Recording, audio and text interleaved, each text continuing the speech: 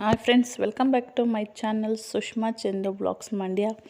ಎಲ್ಲರೂ ಹೇಗಿದ್ದೀರಾ? ಎಲ್ಲರೂ ಚೆನ್ನಾಗಿದ್ದೀರಾ ಅಂತ ಭಾವಿಸ್ತೀನಿ. ಹಾಗೆ ತುಂಬ ದಿನಗಳಾಗಿತ್ತು ಈ ನನ್ನ ಒಂದು ಡೈಲಿ ವ್ಲಾಗ್ನ, ಏಕೆಂದರೆ ಸ್ವಲ್ಪ ಟೈಲರಿಂಗ್ ಕ್ಲಾಸ್ ಕಡೆ ಬ್ಯುಸಿಯಾಗಿದ್ದೆ. ಹಾಗೆ ಒಂದು ಸ್ಯಾರಿ ಬಿಸ್ನೆಸ್ನ ಶುರು ಮಾಡಿದ್ದೆ. ಸೊ ಹಾಗಾಗಿ ನನ್ನ ಕಾನ್ಸಂಟ್ರೇಟ್ ಸ್ವಲ್ಪ ಬಿಸ್ನೆಸ್ ಕಡೆ ಹೋಗಿದ್ದರಿಂದ ಈ ಕಡೆ ವಿಡಿಯೋ ಮಾಡೋ ಕಡೆ ಸ್ವಲ್ಪ ವಿಡಿಯೋ ಮಾಡಿದ್ರೆ ಅದನ್ನು ಎಡಿಟ್ ಮಾಡಿ ವಾಯ್ಸ್ ಓವರ್ ಕೊಟ್ಟು ಅಪ್ಲೋಡ್ ಮಾಡೋಕ್ಕಾಗ್ತಿರ್ಲಿಲ್ಲ. ಸೊ ಹಾಗಾಗಿ ವಿಡಿಯೋ ಮಾಡ್ತಿರಲಿಲ್ಲ ಅಷ್ಟೇ. ನಮ್ಮ ಊರಿನಲ್ಲಿ ಹಬ್ಬ ಇತ್ತು ಅಂಥೇಳಿ ಪಟ್ಲದಮ್ಮನ ಕೊಂಡ ಅದು ಹಬ್ಬ ಇತ್ತು. ಸೊ ಹಾಗಾಗಿ ಹಬ್ಬದ ದಿವಸ ಶುಕ್ರವಾರ ನಾವು ಮಡಕೆ ತಗೊಳ್ಳೋದು ಅಂಥೇಳಿ ದಾಸಪ್ಪನ ಕರೆಸಿ ನಾವು ಪೂಜೆನ ಮಾಡುವಂಥದ್ದು, ಧೂಪ ಹಾಕ್ಸುವಂಥದ್ದು ಮನೆಯಲ್ಲಿ. ಸೊ ಹಾಗಾಗಿ ಅಡುಗೆ ಎಲ್ಲ ಮಾಡಿದ್ವಿ ಸಿಂಪಲ್ಲಾಗಿ. ನಾವು ಏನು ಆ ವರ್ಷ ಕಾಳುಗಳು ಬೆಳೆದಿದ್ವಿ, ಸೊ ಆ ಕಾಳುಗಳನ್ನ ಹಾಕಿ ಸಾಂಬಾರು ಮಾಡಿದ್ವಿ. ಪಾಯಸ, ಅನ್ನ, ಮುದ್ದೆ ಇಷ್ಟೇ. So simple. ನಾವು ಬೇಕಂದರೆ ಎಕ್ಸ್ಟ್ರಾ ವಡೆ, ಬೋಂಡ, ಬಜ್ಜಿ ಇನ್ನೇನಾದರೂ ಮಾಡ್ಕೊಬೋದು. ಸೊ ಪೂಜೆಗೆ ಅಷ್ಟೇ. ಹಾಗಾಗಿ ನಾವು ಊರಿಗೆ ಹೋಗಿದ್ವಿ. ಅಲ್ಲಿ ಮೀಸಲು ನೀರನ್ನ ತಂದು ಜೋಗಪ್ಪನ ಕರೆಸಿ ನಾವು ಪೂಜೆನ ಮಾಡಿ ಧೂಪ ಹಾಕ್ಸುವಂಥದ್ದು. ಸೊ ಸಿಂಪಲ್ಲಾಗಿ ಅವತ್ತು ದೇವ್ರ ಮನೆಗೂ ಕೂಡ ಪೂಜೆ ಮಾಡಿದ್ವಿ. 10 ಗಂಟೆಗೆ ಬರ್ತಾರೆ ಅಂತ ಹೇಳಿ ಅಡುಗೆ ಎಲ್ಲ ರೆಡಿ ಮಾಡಿದ್ರೆ ಅವರು 12 ಗಂಟೆಗೆ ಬಂದರು. ತುಂಬ ಲೇಟಾಗಿತ್ತು. ಹಾಗೆ ಪೂಜೆ ಜೋಗಪ್ಪ ಬಂದರೂ ಕೂಡ ಅಷ್ಟೇ, ಅವ್ರಿಗೂ ಕೂಡ ಪೂಜೆ, ದೀಪಾಲೆ ಕಂಬಗಳು, ಪೂಜೆ ಸಾಮಾನೆಲ್ಲನೂ ಹಾಕಿ ನಮ್ಮಮ್ಮ ಇಟ್ಟಿತ್ತು. ಸೊ ಅವರು ಕೂಡ 12 ಗಂಟೆಗೆ ಬಂದು ಧೂಪನ ಹಾಕೋರು. ಅವ್ರು ಧೂಪ ಹಾಕಿ ಹೋದ್ಮೇಲೆ ನಾವು ಮನೇಲಿ ಊಟ ಮಾಡೋದು. ಹಾಗೆ ಯಾರನ್ನಾರು ಕರೆದ್ರೂ ಕೂಡ ಅಷ್ಟೇ, ಧೂಪ ಹಾಕಿದ್ಮೇಲೆ ಊಟ ಕೊಡೋದು.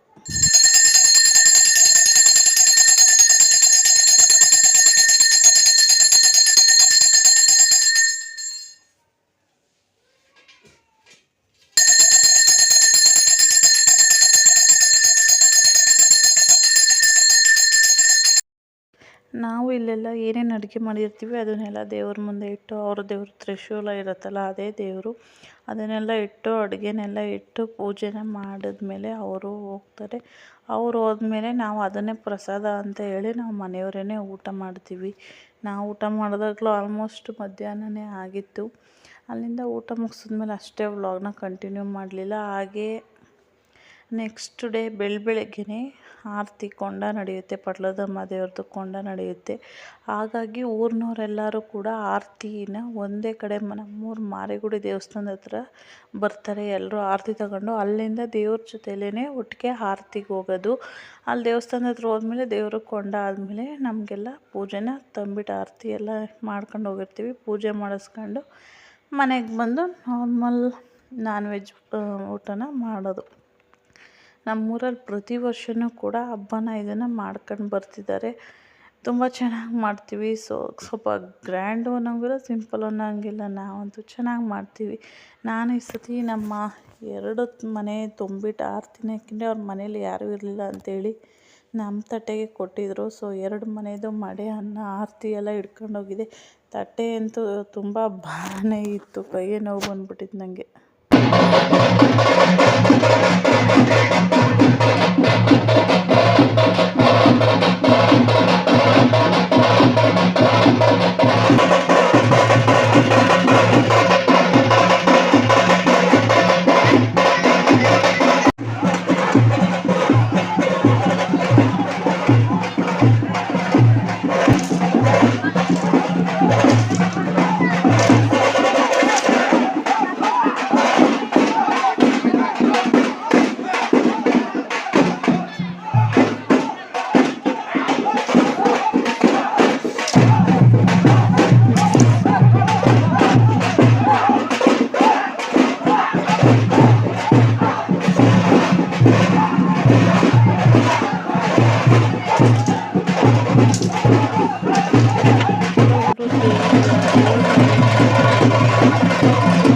ನಾನು ಕೆಲವೊಂದನ್ನು ನಂಬಲ್ಲ, ಕೆಲವೊಂದನ್ನು ನಂಬ್ತೀನಿ. ಸೊ ಈ ವಿಚಾರ ದೇವ್ರು ನಿಜವಾಗ್ಲೂ ಇದೆ ಅವ್ರ ಮೈ ಮೇಲೆ. ಅನ್ನೋದು ಹೆಂಗೆ ಅಂದರೆ, ದೇವರು ಬಂದಿರಿದಾಗ ಅವ್ರಿಗೆ ಅವರಾಗಿರಲ್ಲ. ಸೊ ಅವ್ರಿಗೆ ಕೊಂಡದ ಮೇಲೆ ನಡ್ಕೊಂಡು ಬಂದ್ರೂ ಕೂಡ ಯಾವುದೇ ರೀತಿ ಗಾಯಗಳಾಗಲಿ ಏನೂ ಆಗಲ್ಲ. ಅವರು ನಾರ್ಮಲ್ ಮತ್ತು ಮಾರನೆಗಾಗಲಿ ಆಮೇಲೆ ಸಂಜೆ ಮೇಲಾಗಲಿ ಚೆನ್ನಾಗಿ ನಾರ್ಮಲಾಗೇ ಇರ್ತಾರೆ. ಒಂದು ಸ್ವಲ್ಪ ಸುಸ್ತು ಆಯಾಸ ಥರ ಆಗ್ಬೋದು, ಅದು ಬಿಟ್ಟರೆ ಬೇರೆ ಏನೂ ಆಗಲ್ಲ. ಸೊ ಇದರಲ್ಲೇ ತಿಳ್ಕೊಬೋದು ದೇವರು ನಿಜವಾಗ್ಲೂ ಇದೆ ಅಂತ ಹೇಳ್ಬೋದು. ದೇವ್ರು ಇರೋದಕ್ಕೇ ಅವ್ರಿಗೇನೂ ಆಗದೆ ಇರೋದು. ಹಾಗೆ ನಾವು ಆರತಿ ತಗೊಂಡು ದೇವ್ರ ಜೊತೆಲೇ ಹೋದ್ವಿ. ಅಲ್ಲೇ ದೇವರು ಬೆಳಗಿನ ಜಾವ ಸೂರ್ಯ ಉದಯ ಆಗೋಕ್ಕೆ ಮುಂಚೆನೇ ಯಾವಾಗ್ಲೂ ಕೊಂಡ ಎದ್ದು ಅಂತ ಹೇಳ್ತಿದ್ರು. ಈ ವರ್ಷ ಸ್ವಲ್ಪ ಲೇಟ್ ಆಗಿತ್ತು ಅಷ್ಟೇ. ಅಲ್ಲಿ ಹೋದ ತಕ್ಷಣ ನಾವು ತಟ್ಟೆಗಳನ್ನ ಅಲ್ಲಿ ದೇವಸ್ಥಾನದ ಹತ್ರ ಇಟ್ಬಿಟ್ಟು ಆ ಕೊಂಡ ಇದನ್ನು ನೋಡೋಕೆ ಹೋಗ್ತೀವಿ. ಜನಗಳೆಲ್ಲ ಅಲ್ಲಿ ಕೂತಿದ್ದವರು ನಿಂತುಬಿಡ್ತಾರೆ ಆ ದೇವರು ಕೊಂಡ ಆಯೋ ಟೈಮಲ್ಲಿ. ಸೊ ಹಾಗಾಗಿ ಅಲ್ಲಿ ಏನೂ ಕಾಣಲ್ಲ. ನಾವು ಯಾರಾದರೂ ವೀಡಿಯೋ ಮಾಡಿ ಕಳಿಸಿದಾಗ ಅಲ್ಲೇ ನೋಡ್ಕೋತೀವಿ.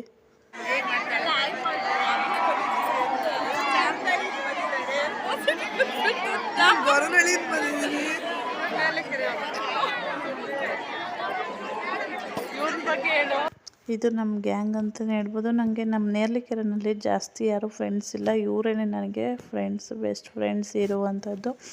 ಯಾಕೆಂದರೆ ನಮ್ಮ ಅಜ್ಜಿ ಮನೇಲಿ ಬೆಳೆದಿದ್ರಿಂದ ನಂಗೆ ಅಲ್ಲಿ ಜಾಸ್ತಿ ಯಾರೂ ಪರಿಚಯನೂ ಇಲ್ಲ, ನಂಗೆ ಯಾರೂ ಗೊತ್ತಿಲ್ಲ. ಇವರೇ ನನಗೆ ಯಾವಾಗ್ಲೂ ಬೆಸ್ಟ್ ಫ್ರೆಂಡ್ಸ್ ಅಂತಲೇ ಹೇಳ್ಬೋದು.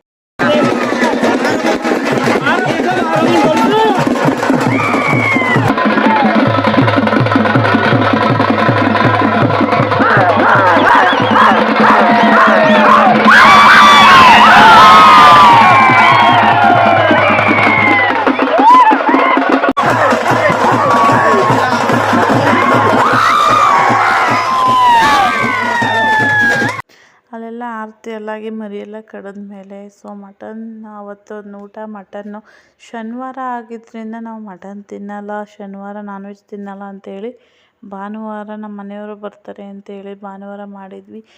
ಫ್ರೆಶ್ಶಾಗಿ ನಾಟಿ ಮಟನ್ ಸಾಂಬಾರು ಮಾಡಿದ್ವಿ, ಚಿಕನ್ ಚಾಪ್ಸ್ ಮಾಡಿದ್ವಿ, ಮೊಟ್ಟೆ ಬೇಯಿಸಿದ್ವಿ, ಹಾಗೆ ಮುದ್ದೆ ರೈಸ್ ಮಾಡಿದ್ವಿ.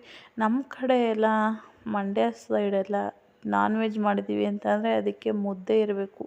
ಇನ್ನೇನಿದ್ರು ಅವ್ರಿಗೆ ಸ್ಯಾಟಿಸ್ಫೈ ಆಗಲ್ಲ ನಾನ್ ವೆಜ್ ಸಾಂಬಾರು ತಿಂದರೆ. ಹಾಗಾಗಿ ಮುದ್ದೆ ಮಾಡಿದ್ವಿ ಅಷ್ಟೇ. ಹಾಗೆ ನನ್ನ ಮಗ ನಮಗಮ್ಮ ಈರುಳ್ಳಿ ಹಾಕಿದ್ರು ನಮ್ಮಮ್ಮ. ಅದರಲ್ಲಿ ಈ ಥರ ಹೂವು ಬಿಟ್ಟಿತ್ತು, ಈರುಳ್ಳಿ ಹೂವು.